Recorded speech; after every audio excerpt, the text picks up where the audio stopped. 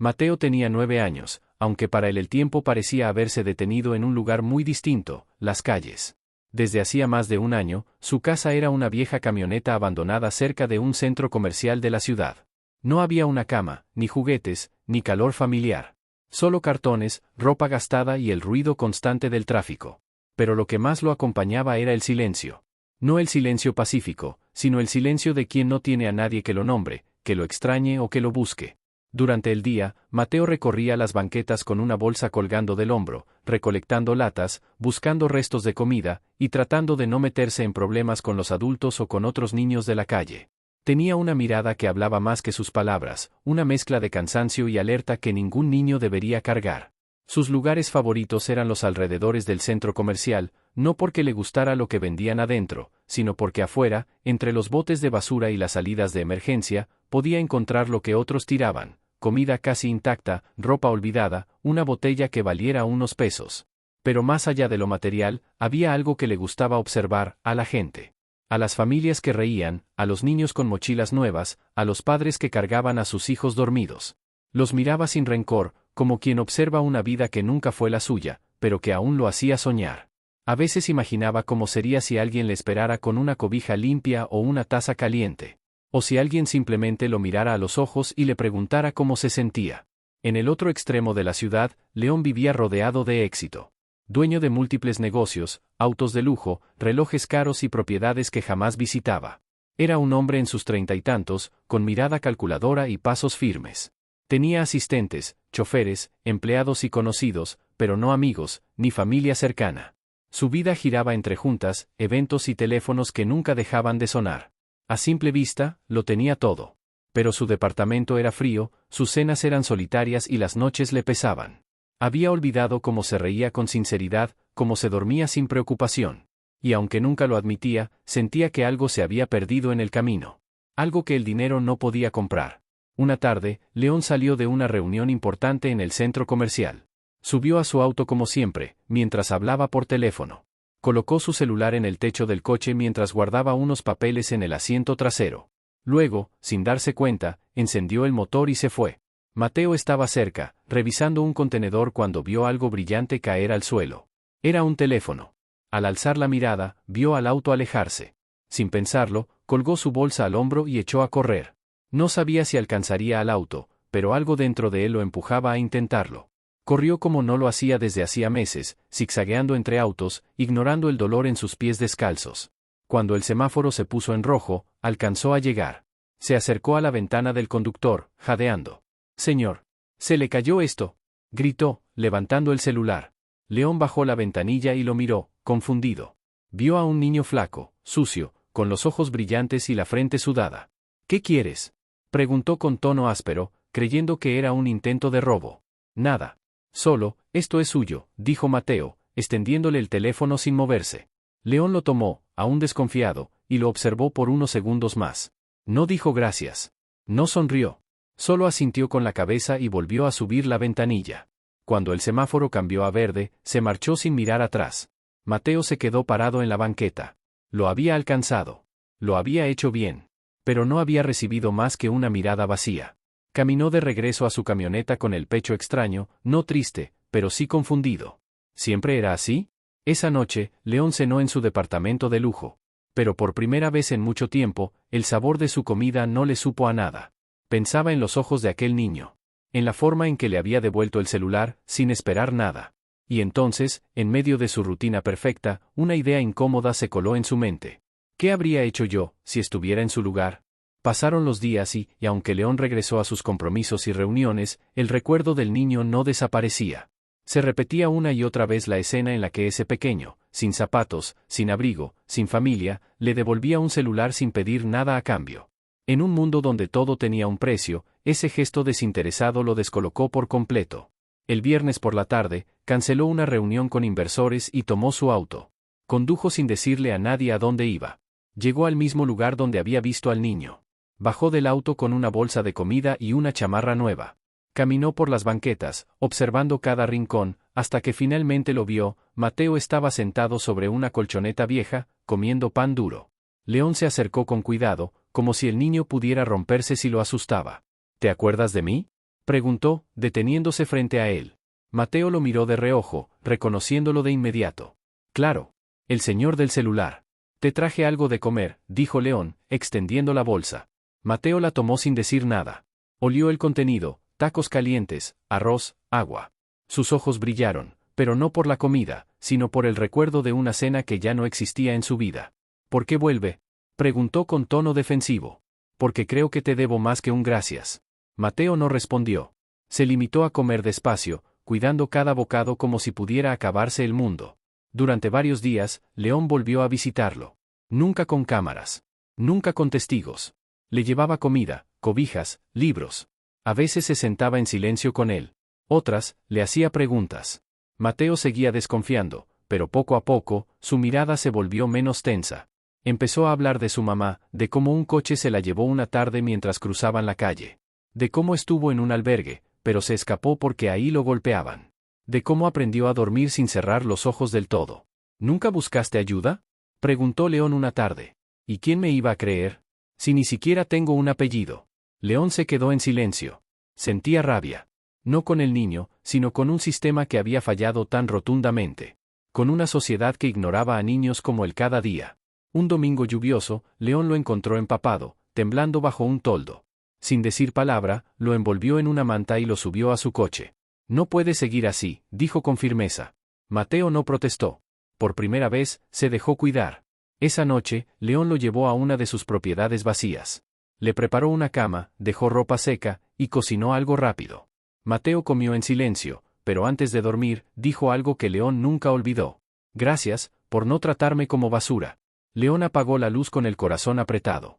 No sabía qué estaba haciendo exactamente, pero sabía que ya no podía abandonarlo. La mañana siguiente fue la primera en mucho tiempo que Mateo despertó sin frío. Abrió los ojos lentamente, como si no quisiera darse cuenta de que todo había sido un sueño. Pero no lo era. Estaba en una habitación limpia, con sábanas cálidas, ropa seca a un lado de la cama y el olor a pan tostado flotando en el aire. León ya estaba despierto, en la cocina improvisada de la casa vacía. Había preparado desayuno, huevos revueltos, jugo y pan. No era un chef, pero hacía su mejor intento.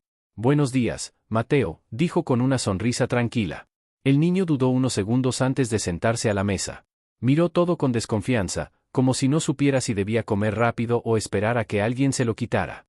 ¿Te gusta? Preguntó León. Mateo asintió sin levantar la vista. Durante las siguientes semanas, León fue ajustando su vida sin decirlo en voz alta. Canceló compromisos innecesarios, delegó tareas, y comenzó a pasar más tiempo en esa casa vacía que antes solo era otra propiedad olvidada. Mateo tenía ahora un espacio propio, una cama fija, ropa limpia y comida segura. Pero más importante aún, tenía alguien que regresaba cada día a verlo. Al principio, Mateo se mantenía distante. No preguntaba nada. Comía, dormía, y evitaba hablar demasiado. Aún así, cada vez que León llegaba, se notaba una chispa en sus ojos. Una tarde, mientras veían una película vieja en la televisión, Mateo se rió por primera vez. Fue una risa corta, casi tímida. León lo miró sorprendido, luego se unió a la risa. Tienes una buena risa, dijo él, sincero. Hace mucho que no me reía, admitió Mateo. Poco a poco, la barrera emocional del niño comenzó a caer. Empezó a hablar de cosas simples, que le gustaban los perros, que quería aprender a andar en bicicleta, que una vez vio el mar y soñaba con volver. León lo escuchaba con atención, como si cada palabra de Mateo le devolviera un trozo de humanidad.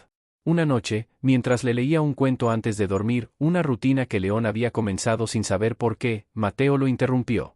¿Tú, tuviste papá? León dudó. Sí, pero no como debería haber sido.